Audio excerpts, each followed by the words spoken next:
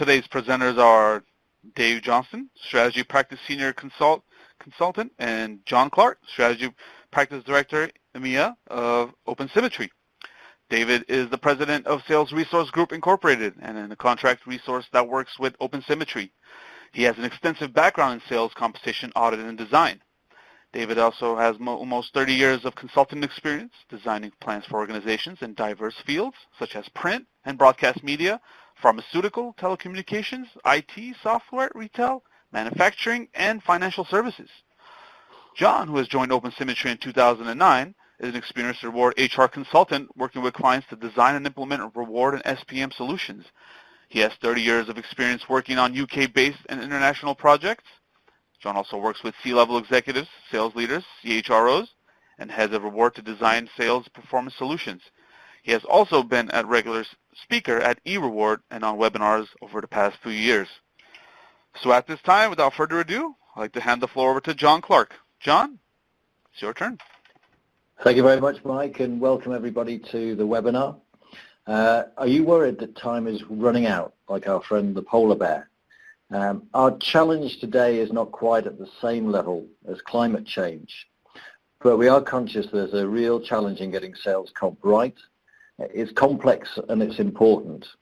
We're in a position, all of us, where we can see that challenge, but how do we quantify it? How do we assess it?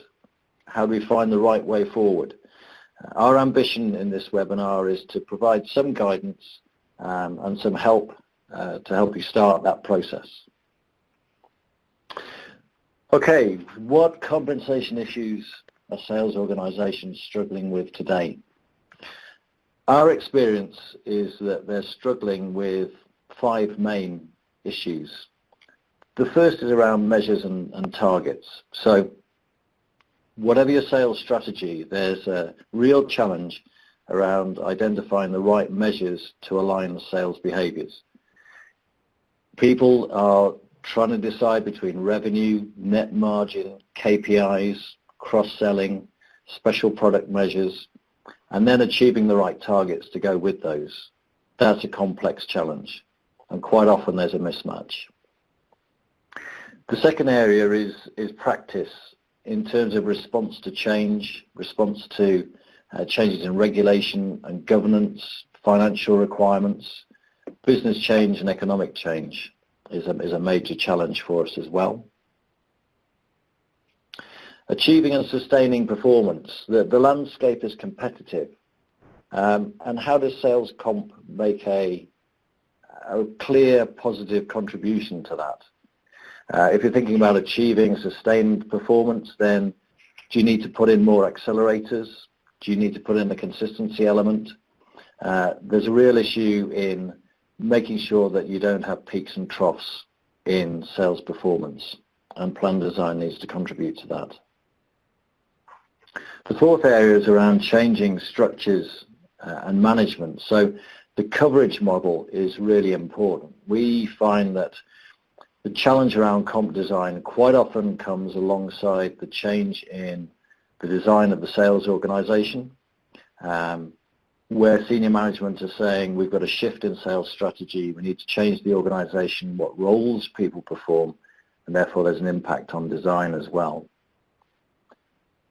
And the last area is retention of talent within the sales force. So as businesses change, sales organizations change, people get nervous about their futures, and maintaining a competitiveness for talent is vital. How do you do that? Do you increase the overall package? Do you put more upside into the design? Do you give the best talent greater profile? What is clear is that it's difficult to have a successful sales force without the right talent in place. Dave, over to you. Okay, thanks, John. What we'd like to do is get a little bit of input from participants on the call. Over to the left-hand side, you'll see a text box logo. If you can click on that and then move your cursor over onto the screen, what we'd like you to do is answer this question for us as succinctly as possible, what are some of the key design issues that you're struggling with? That way we can make sure that this is appropriate for you, but also that it gives us some input into our next webinar, which is going to be about design. Dave, can you possibly speak up a little bit louder? You seem a little bit faint on the phone call. Okay. So if you can go onto that, just click on the text box logo and move your cursor over and click on the page and input what are some of your design issues that you're struggling with today.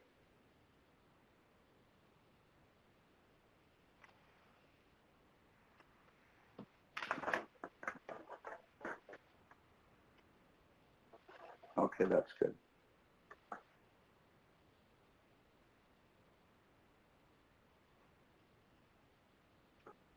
So some of them measuring design wins, changes mid-year, regulatory pressures, determining the appropriate mix. These are all issues that we see on a regular basis.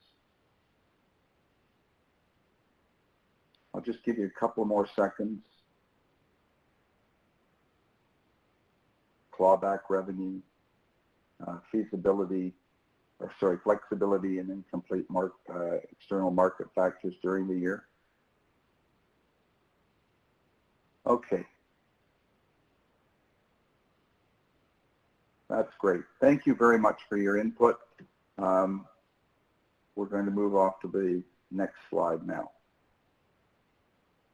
So what is it that we mean when we say a world-class sales compensation design? What are some of the characteristics?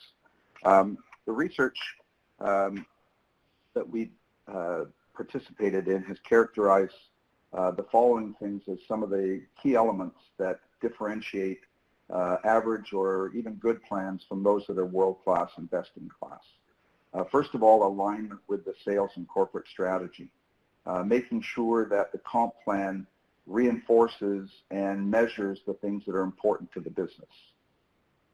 Secondly, all sales leaders want to develop and maintain a sales culture. Otherwise, you know, we could be reinforcing old paradigms, or we could be getting people who aren't necessarily motivated or tied into what we're trying to accomplish. Sales compensation is one of management's best tools for creating that performance-based culture. Next, sales compensation isn't an island onto itself. It's got to be integrated with other compensation processes. Even the best plans, if they're not well communicated, don't perform up to expectation. In addition to that, the reporting and the administration and ensuring accurate and consistent calculation, it's important that the plan design works well with the other processes. Behavior and execution is becoming a much more critical element, and world-class plans are above all else communication tools, and they initiate and reinforce the kinds of desired sales behaviors that sales organizations are looking for out of their salespeople. And finally, the best plans set very clear expectations that are aligned to the accountabilities of the sales role and have strong performance consequences, both positive and negative. So these are some of the key elements that we look at when we talk about world-class sales compensation design. So what we'd like to do now is take a short poll, and we'd like you to click on the box to the left. In the past 3 years, have you reviewed your sales compensation plans across the organization? Have you reviewed specific roles for part of your sales organization, or have you not reviewed your plans? We'll give you a few seconds to do this, and then we're going to broadcast the results to the group.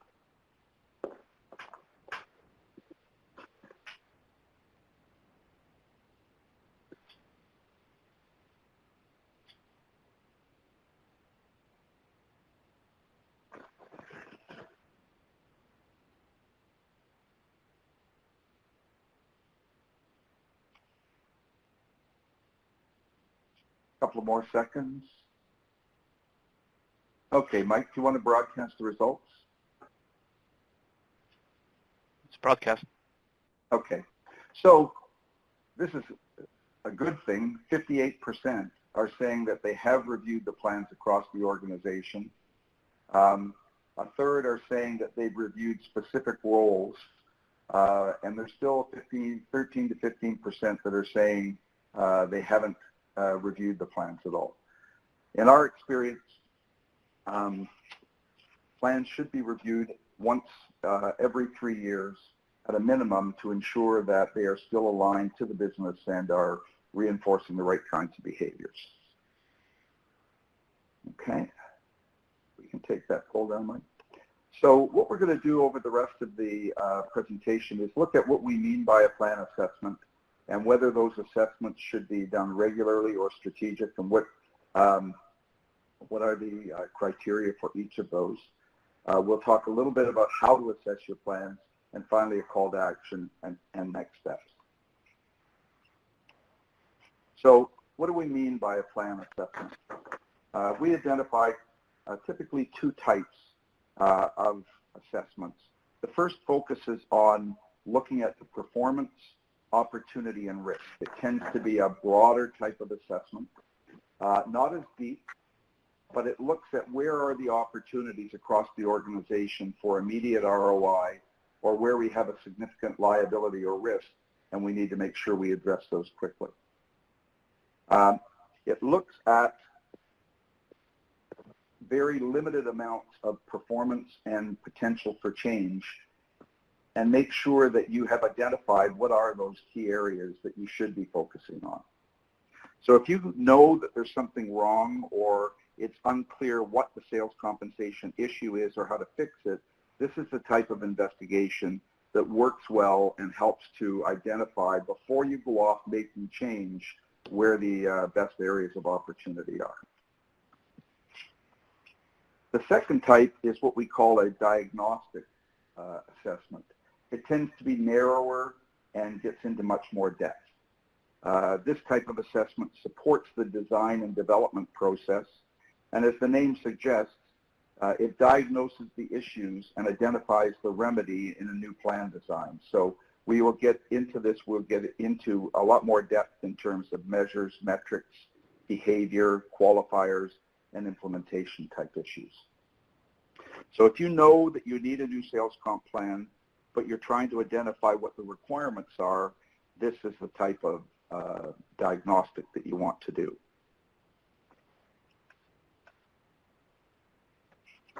Now, when we talk about assessment criteria, we want to focus on what are some of the things that are important that need to be addressed in order to identify what the go-forward requirements are for your plans. The first thing we look at is what is the alignment between the business goals and sales and management objectives. We want to be able to identify sort of a roadmap for sales compensation into the future, and to do that, you need to make sure that you understand what are what is the current state and what's the desired future state, and how big is the gap between those two. Secondly, we want to look at tactical execution. We see very often where sales organizations are great at developing goals and strategies, but where it breaks down is when it comes to tactical execution. So what are the behaviors and the activities that we need our salespeople doing, and how does the sales compensation program initiate and reinforce those? The next element is looking at the analysis of our structure and design. Is it delivering the results? Is it treating all sales reps fairly and equitably? And is it giving us the kinds of results that we need? And if not, where are the design flaws? The next is looking at performance metrics. Is it driving the right kinds of performance from salespeople? So for example, looking at our performance distribution and how many people are actually achieving target. From a behavioral standpoint, we want our sales comp plan to initiate and reinforce the right kinds of behavior. And above all else, the plan is a communication tool. It should tell salespeople what you value and where what you want to pay them for. And secondly, it should tell them where to focus their time and their energy to ensure that you get the right behavioral outcomes. The linkage between performance and reward is another element that is very high in the performance assessment criteria. And that makes sure that the stronger the link between performance and payout, the more likely that you're going to get that behavior and the results replicated over and over again. Number 7, while motivation is different for everyone, it's important for us to look at and identify the kinds of motivation that we're trying to instill into our plans and creating that environment that allows people to see where they have opportunity. Another is participant communication and comprehension. It's a very important element because the more that people understand and can buy into the kinds of objectives that you have for your plan, the more likely you're going to get people that are committed and will go the extra mile. And finally, the last area that we look at in an assessment is where are the risks and what are some of the organizational dependencies or things that may not be comp related but may impact the compensation plan performance. So when we look at our plans, why do we assess them? What's the issue that triggers us to do an assessment of our plans? Well, with the pace of change that takes place in business today, it's extremely important for us to ensure that we have plans that are effective. So regular reviews allow us to assess any systemic product or market changes that are taking place on an ongoing basis and take action. Secondly, it helps when we're trying to develop or sustain a competitive advantage. We want to make sure that the sales comp plan pays out appropriately for those people that are helping us achieve that competitive advantage, but doesn't necessarily pay out for those or has a negative impact on those people that are not, providing us with the kinds of behavior and results that we need. So a regular review allows us to do this on a basis that allows us to look at different areas of the organization or to identify the ones that we should be focusing on most immediately. Strategic plan assessments are responding to changes that are taking place in the marketplace that are significant or major organizational changes. It also allows us, if we have one group or a particular role that seems to be struggling in terms of performance, to go into depth into those and to come up with a remedy that we can apply. So why, again, assess on a regular basis? We want to ensure that if there's any disconnects, that the plans don't align to the accountabilities or the measures are outside of the line of sight for the sales rep, that we can identify those and rectify it. We also want to, as John mentioned earlier, be able to attract and retain good talent. There are, for example, some recently one of the areas that's become important is looking at generational issues where we have people from different generations in the same sales force. And how do we evaluate our plans versus what we need for a Gen X, Gen Y, or a millennial?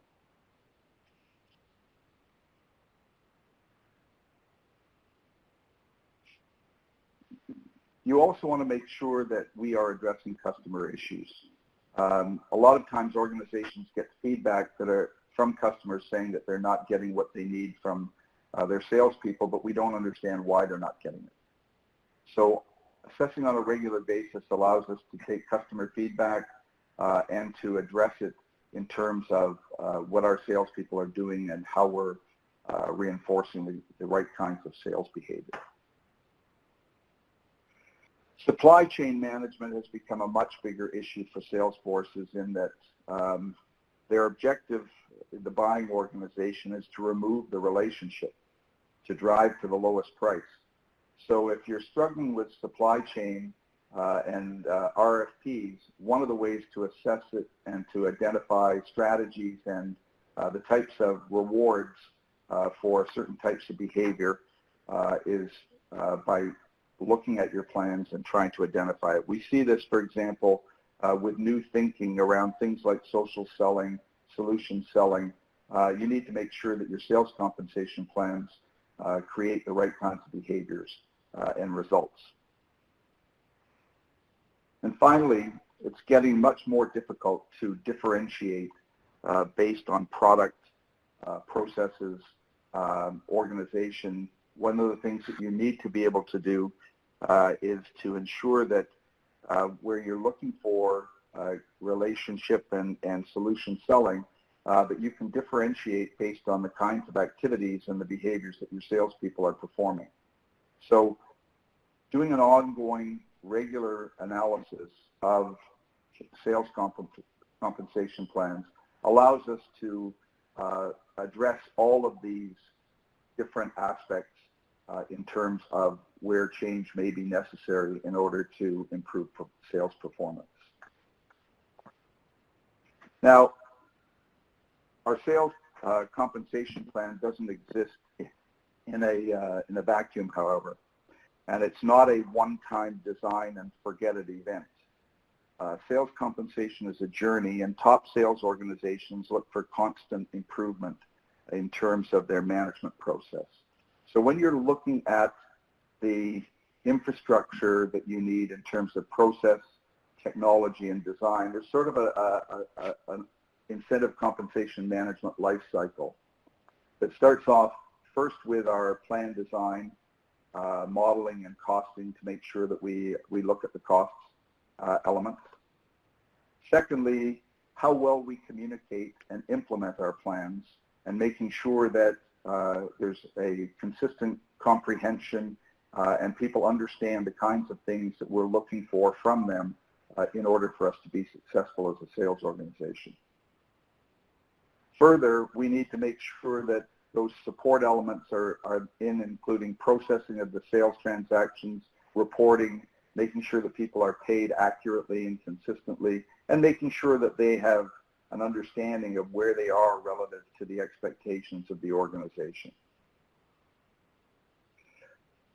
Beyond that, we also need to analyze and review our programs so that we identify where those changes are necessary, and at the same time look at the kinds of changes that we need. So this overall process is cyclical, and it identifies the kinds of things I was saying before around the fact that this is not a one-time event.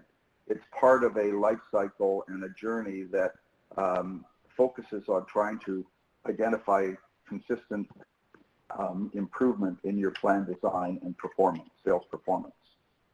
Yeah, and Dave, I wanted to stress the role of technology in this process as well. So many of you will have ICM technology in place. One of the things we'll look at later is, in more detail, is the role of technology. But as you look through the light blue boxes there, implementation, processing, and analyzing the process, technology could be supporting that process, but also in terms of plan design and assessing your program effectiveness. The data within the technology will very clearly support that process as well. So it sort of augments the process that Dave's just been describing. Absolutely. So that's why we do regular assessments of our sales compensation programs. So what kind of events would cause us to do a strategic review? Well, from a sales performance standpoint, missing sales goals or only achieving for certain products or regions may cause us to want to look at and identify why this is happening.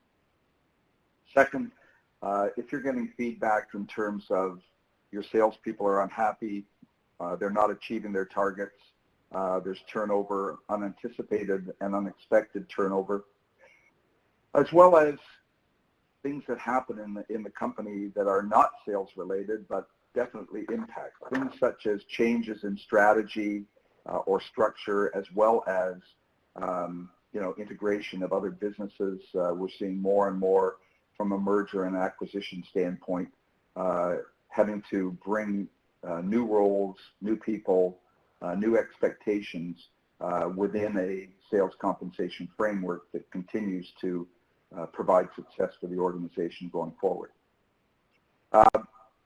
Where we have the plans and the corporate objectives out of sync, it may become critical that we do a review because we may be reinforcing old paradigms. Looking at your sales comp plans to see the kinds of activities and behaviors and the linkage between performance and payout will give you some idea as to whether or not you're out of sync. Very often as well, when new management or leadership comes in and there's a change in philosophy, you want to make sure that you do some sort of a review to make sure that where the new leadership group is taking the business is still consistent with what you're trying to reward and reinforce. A lot of competitor issues will cause you to need to do a strategic review. So it may be a new competitor that comes into your marketplace. It may be a couple of competitors that merge and become a lot more significant, as well as ensuring that you're not losing good salespeople to the competition. You want to make sure that your sales comp plans are competitive in the marketplace. And finally, any regulatory or governance requirements may force us to do some sort of a strategic review of sales comp. So how do we assess our plans? This process is not a process that you want to take lightly. It does require some effort, but the results of doing a review are very, very beneficial, not only to the sales organization, but the business as a whole. So when we look at the first aspect of it, you need to do some research. We need to collect data on how we're performing. And John was mentioning that in terms of using your SPM system with the data that's in that, pardon me, as well as CRM system to collect the kind of information that will help you in reviewing your plans. You need to inventory where are some of those inputs from, because you'll want to do those if you're going into a regular cycle of assessment. Secondly, you need to have organization input. If you're trying to align with the business, you want to be interviewing executives and you want to be making sure that your performance is being assessed vis-a-vis the direction that they're taking the business. So you need their vision. You may want to do focus groups to identify what are the needs of your sales force, as well as to initiate the buy-in process. And you may need to have some meetings internal with the folks that are doing the administration to make sure that the payout mechanics are working properly. Once you have those findings and the context, you need to validate that feedback with management to make sure that there are that you're actually, the feedback that you're getting has context around it, and to define what you need from the assessment in terms of design change requirements. So part of that assessment is to analyze and assess the current plans and where we are today. We need to make sure that we identify that future state and what we need from sales compensation in the future and where it needs to be in, say, a 3 to 5 year time frame. And then we need to look at the gap. What's the gap between where we are now and where we need to be? How big is that gap? How much change does it require? And how do we move forward in order to make sure that in that time frame, the kinds of reinforcing behaviors and rewards are there. And finally, you want to create the kind of report that's future looking, that looks at the kinds of changes, the requirements for change, and provides a roadmap for management to be able to identify how sales compensation needs to change going forward. So this kind of a process has been proven to work. It provides the kind of feedback that will allow you to move forward with your sales compensation with some confidence in a planned way. And finally, it also requires some administrative support, as John mentioned, with the systems that you have in order to have reliable and consistent information.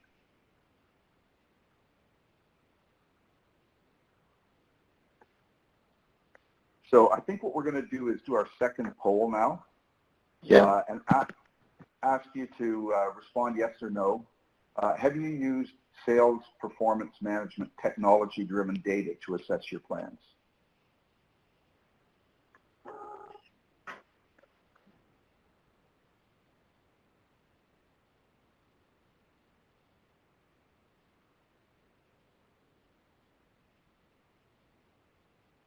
Okay, so we'll give everybody another 10 seconds or so to put in the answer. And then, John, I'm going to pass it over to you and let you respond to this and Great. do the next slides. Brilliant. Thanks, Dave.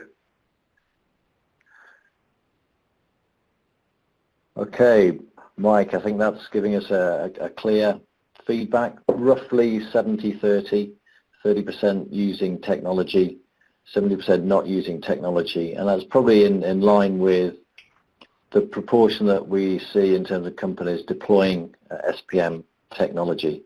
It's certainly worth saying that that having that capability gives you a great advantage in terms of this assessment process, and will sort of speed things up, make things more robust. Okay, thanks, Mike. If you want to load that down, brilliant. So just continuing on from where Dave left off. We're looking at the how now, and we're going to look at a couple of case studies as well in terms of how people have done both types of assessment and what some of the outcomes have been. So what are the key elements? So first of all, there's a qualitative element to that project process that Dave outlined, looking at internal executive stakeholder views. There is a quantitative analysis where we can use technology to support. There's also market best practices. So as we look at plan design and the impact, then we're also looking externally at what other people are doing, not to slavishly follow what other people are doing, but just to be aware of what's out there.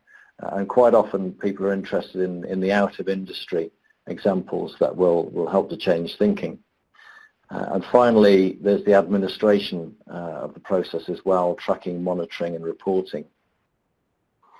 So let's look at each in a bit more detail. The first around qualitative input tends to be around principles. So you've all probably been through the process of designing a plan where you're setting out with a number of principles to drive the plan, all the way through flexibility to respond to a fast changing environment, to simplicity, which always comes out as rather a sort of top ambition of all sales comp design processes, through to things like alignment and the role to which team behaviors or collaboration are encouraged. And sometimes there's a priority, but the key qualitative input from stakeholders is the degree to which those principles are being delivered by the plan. Secondly, quantitative analysis, and that splits into three broad areas: plan design, performance, and pay and rates that we've identified here. For example, target pay mix is always a real challenge for people because you have to adjust to individual priorities, recruitment priorities as well. And you can set a target model of you want to pay a 60-40, for example, but that's sometimes quite difficult to achieve. Lots of questions on this slide. I'm only going to pick out one or two from each section. So in terms of the performance of the plan, we can look at things like the distribution of rep performance. So to what degree are we seeing a clear normal distribution of rep performance against target, or do we have a big split many reps not achieving quota to many reps overachieving against quota. What is that telling us about performance? And also, for example, the relationship between quota attainment and incentive pay. So the degree to which reps are achieving quota and the level of pay being paid out. If you look at the pay and rates aspect, then there can be the overall cost of the plan versus budget. And if there's a big disparity between what you expected to pay, what you budgeted, and what you're actually paying, then there can be an issue there. And secondly, you can use that assessment to pick out the top performers, and is the money going to the right people? It is a critical one. And is there a clear differentiation between average and top performers? Here are some examples of quantitative analysis. So you've got the quota distribution on the left, and you're maybe setting out with a plan design that has what is received to be typically the right level of quota attainment. So have you got 90% of your sellers achieving threshold? Have you got 60 to 70 achieving target?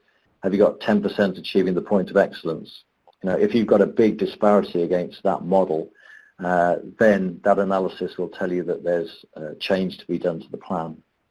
And the performance correlation aspect there as well. You've got a line of best fit there with a correlation coefficient.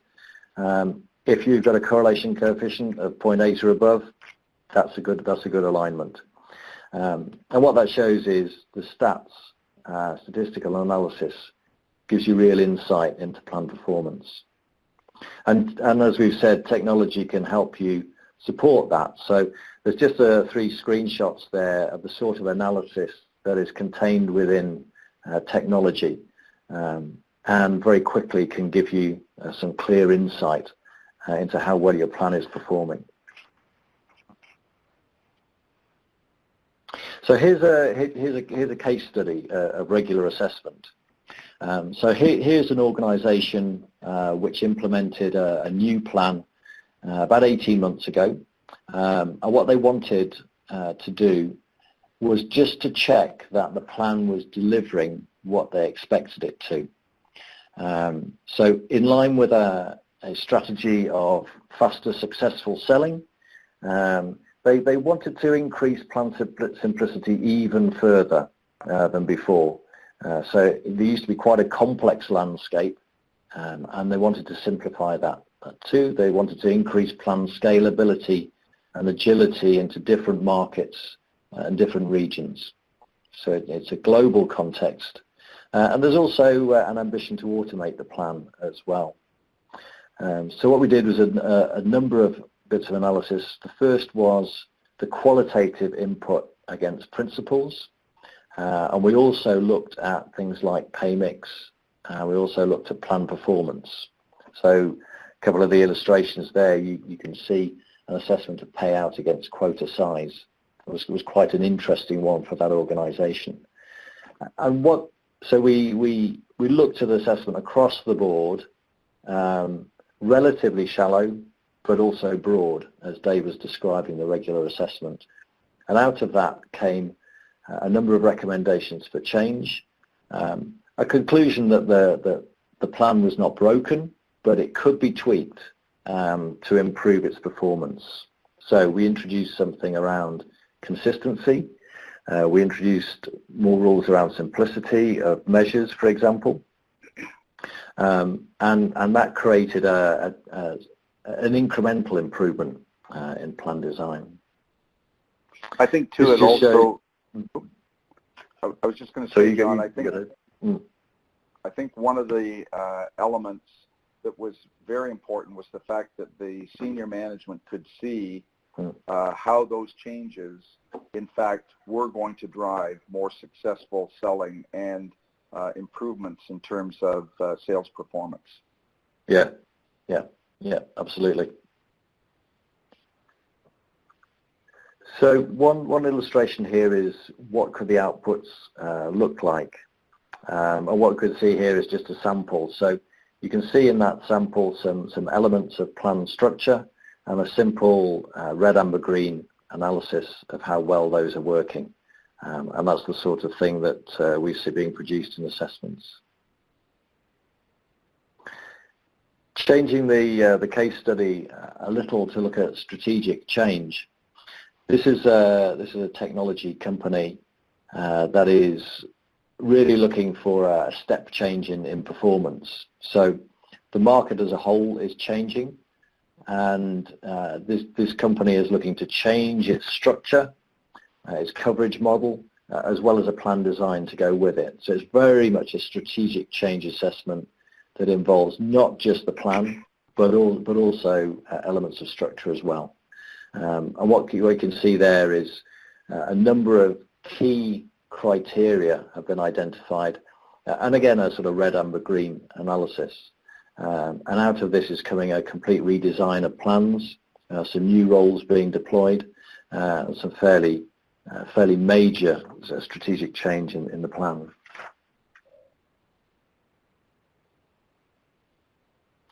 Okay, over to you, Dave. Okay, so what is it that comes out of an assessment? Well, first of all, it provides you with the changes required to align the sales compensation plan to the business goals. Secondly, it helps you to get that consensus on sales compensation future state. So with that stakeholder input, how do we need to ensure that we're getting the kinds of reinforced behavior and motivation that we're looking for down the road in the next 3 to 5 years.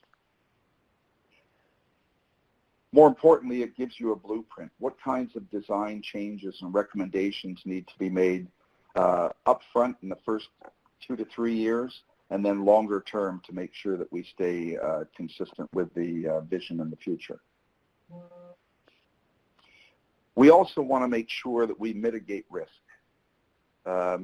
Finance is keen on this one, but we also want to make sure we focus the sales compensation plan on where are the areas of opportunity. So we want to reduce any design errors and provide the optimum plans, make sure that we don't introduce any risk elements that are going to put the organization or at least our sales at risk. And finally, we want to identify where our opportunities are. We also need to look at what we call organizational dependencies. So these aren't necessarily design-based, but they will impact results. So if we have data issues, or if we have issues between different departments in terms of how to execute, we may have structural issues or issues around the accountabilities in certain roles. These are things that need to be rectified in order for us to optimize the performance of our sales comp plans.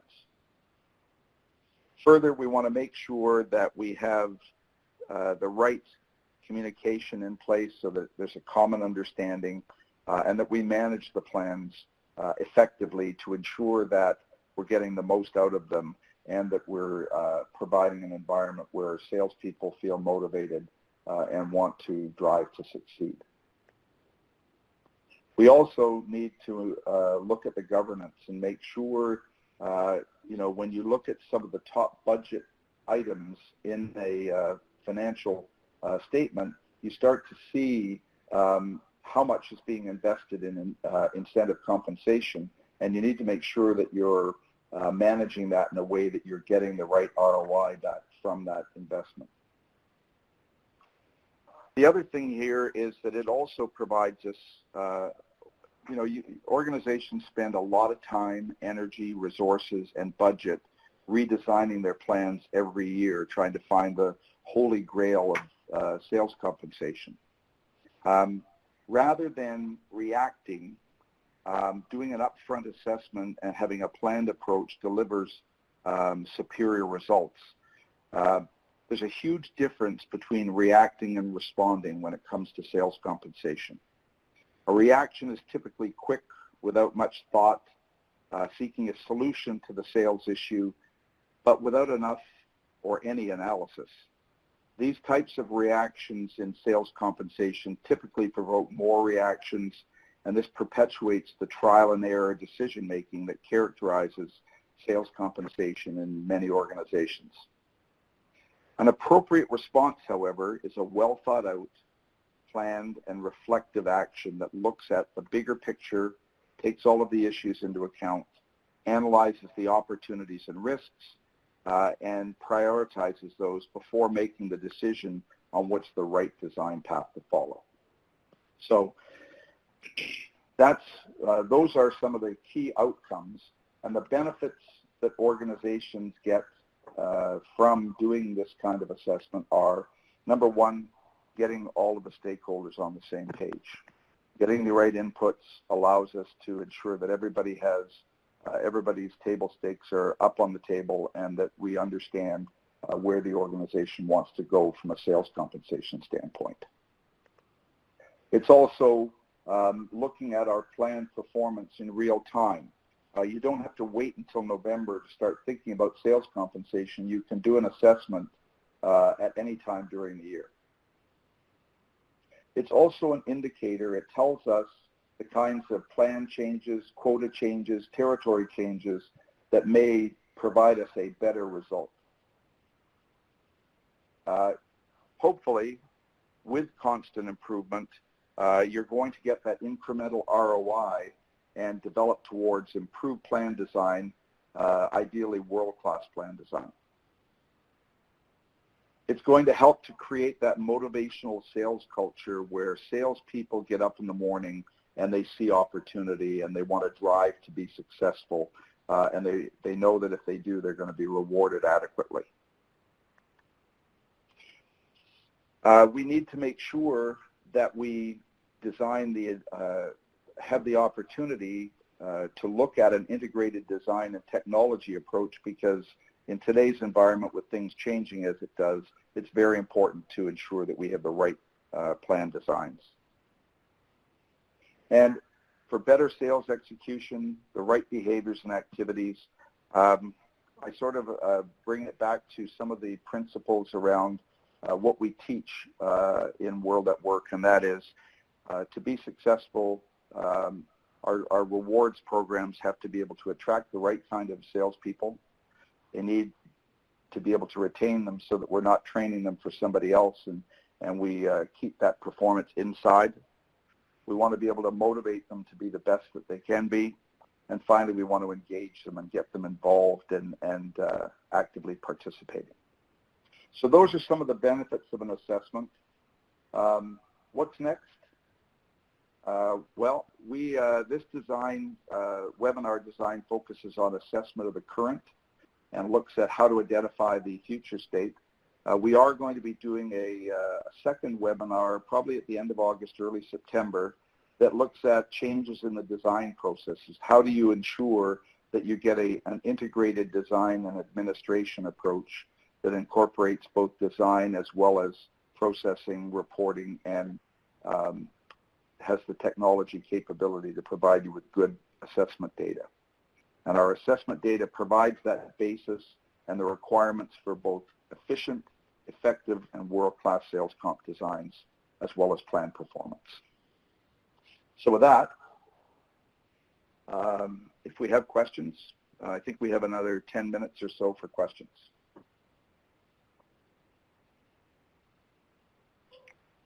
Please feel free to throw in your questions in the Q&A pod. It will be answered accordingly.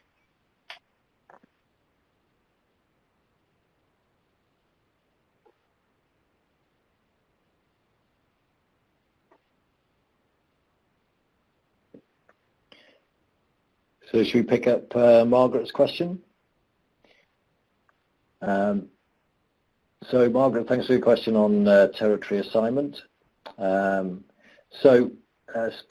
quite right in drawing attention to territory. So the challenge has a sort of three legs to the stool. One is comp design, one is quota setting, and one's territory assignment.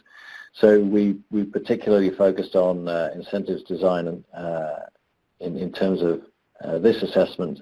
Quite often, territory assignment and quota setting can be included in the scope, really depending on where the challenges are, would be my assessment.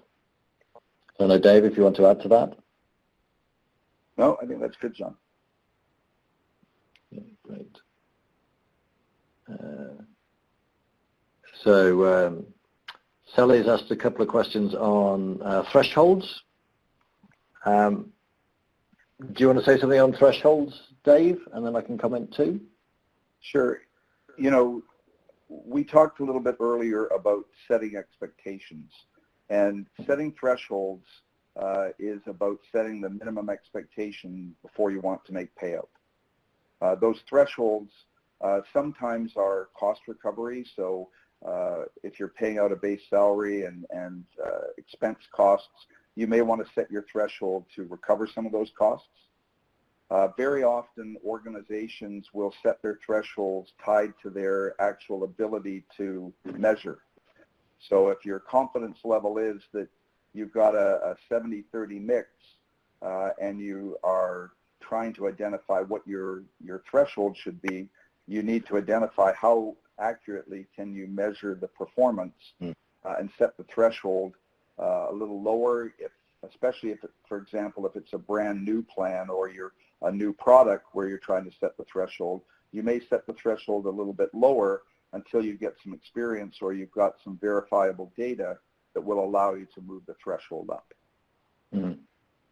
Yeah, and I would add to that by saying thresholds have a sort of different consideration depending on the role. So, for example, if you're a key account manager with an existing book of business, then the level of that book of business will give you some guidance about where the threshold should be, because what you're trying to do is retain that book of business but also grow it. I think another thing we alluded to in the session was you really want 90% of your sellers to be achieving threshold. Quite often hunting roles would not have a threshold.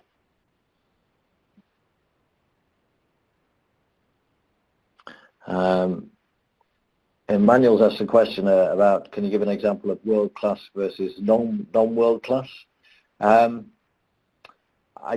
think world-class will be ticking the boxes in terms of those design principles, so that we shared earlier, and will be consistent with strategy particularly.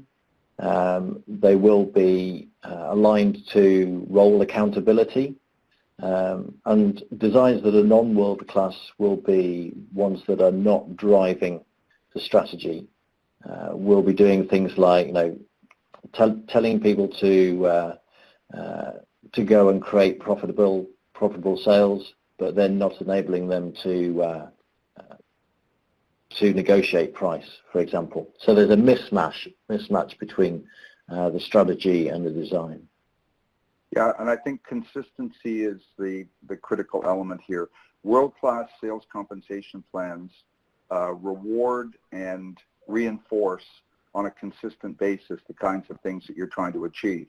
They're not static plans. You will see really good sales organizations review their plans regularly to make sure that they are still reinforcing the right kinds of things, that they have accommodated change that's taken place in the marketplace. So when we talk about world-class, these are organizations that spend time, effort, and resources to make sure that their plans are performing well and that the results that they need are being achieved. Yeah. Thanks for that question, Emmanuel. Randy has asked about suggestions for getting leadership buy-in for change. Dave, do you want to answer that one to start with? Yeah. And then I'll add. One of the things that we have found is that a lot of times people aim lower in the organization in terms of their data collection. I think it's important that you have sales leadership on board to ensure that they understand that for sales compensation to be effective and for you to get the return on the investment that you want, you need to have the proper sales compensation plan. So providing the executive group with the opportunity to input allows them to drive the bus. And you want them driving the bus because they're the ones that have got the vision, and they're the ones that are moving the organization forward into the future. So if you don't have their input, if they're not willing to participate, you have to get that before you can actually move forward with the kinds of changes that you need. Yeah, I would add to that by saying that quite often the sales leader is going to be interested in this assessment. The challenge is going to be getting alignment between sales, HR, and finance as to the right way forward, because there are different perspectives from those key stakeholders. So it is making sure, like Dave said, that they're involved, but also that you have a process for really presenting the assessment and getting them to have a shared view of the right way forward. And you don't want to ask them the question, what do you think of the sales comp plan? Because they may not know the mechanics of the sales comp plan, and they won't be able to give you the right answer. The kinds of questions you want from the leadership are, what does sales compensation need to support in terms of organizational and sales performance as the company moves forward? How will you measure sales performance? Yeah. Because those are the kinds of issues that they're going to want to deal with.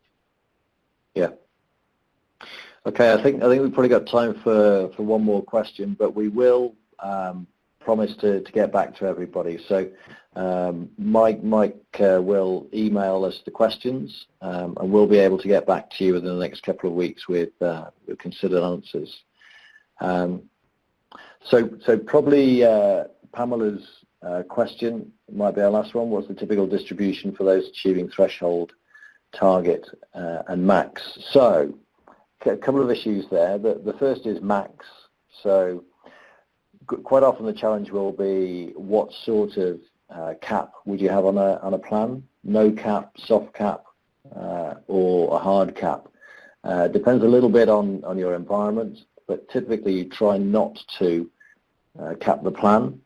I sort of received wisdom on percentages. So 90% achieving threshold, 60 to 70 achieving target, and 10% achieving what is a point of excellence. So this is where the excellent performer will get to, where perhaps you are giving them opportunity to double their money in terms of payout, and then maybe you don't have a max, but that's typically where you should be aiming for. And if your numbers are really out of kilter, then there's an issue with target setting and the plan design.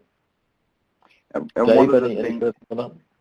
Yeah, one of the things that might influence that is the amount of contracted business. So if you have 3 to 5 year contracts, you need to take that into account when you're setting your targets to make sure that you're not providing too much incentive for business that you know is going to be coming in, whether the salesperson's there or not. Yeah. So there are a number of those types of issues that you need to take into account when you look at the desired sales performance distribution. Mm-hmm. Okay, I can see we're at the top of the hour, Mike. Do you need to say a few things by way of closure? Certainly personally from Dave and I, thank you very much indeed for joining the session. Thanks very much, everybody. Thank you, Dave and John. We appreciate your time and knowledge that you share with us.